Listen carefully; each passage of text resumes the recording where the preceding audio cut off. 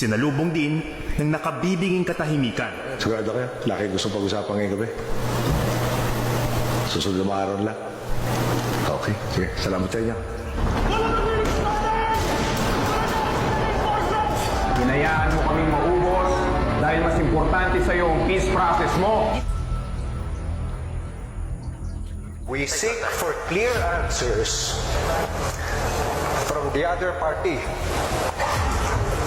of the peace process. Ano ba itong overkill na to na ginawa niyo sa mga tao mo? Simpleng mga tao lang ito eh. Tapos you will blame coordination? Bakit to justify the killing of my people? Sabi ko naman sa sarili ko, sir, there's no glory in this country, sir. This country is not worth dying for, sir. Kung yung gobyerno natin, sir, hindi kami kayang protektahan, sir, as a warrior, sir. So I'd like to tell the Filipino people, I'm your last card. Ako ang huling barahan ninyo dito sa problema ngayon sa Pilipinas.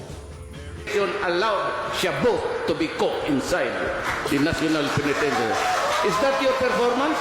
Yan ang Duterte Justice. Wala nang katotohanan. Kung ano lang pumasok sa isip mo, pigit mata, gagawin mo, baka may mamatay pang tao. Kung hindi ka marunong pumatay ng tao at takot kang mamatay, yan ang problema. You cannot be a president. Majority of Filipinos satisfied with the Duterte administration's first 3 months in office.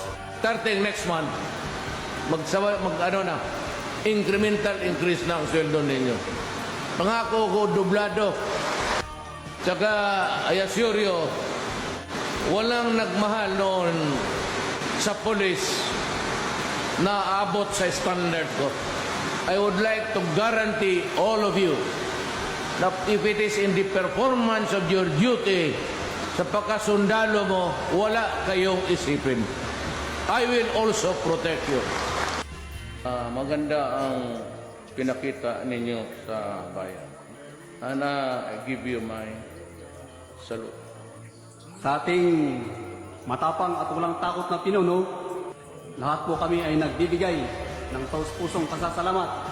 Sinadalangin po namin ang iyong tagumpay sa bawat pagsagawa ng mga pagbabago sa mga kalakaran ng ating gobyerno.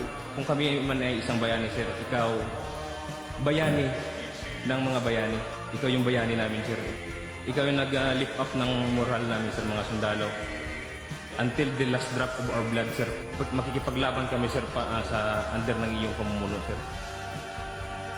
Kami mamamatay, sir, sa paglilingkod sa bayan. Dahil nakita namin ang aming presidente na talagang sincero. May honor ba tayo? Lakasan mo, may honor ba tayo?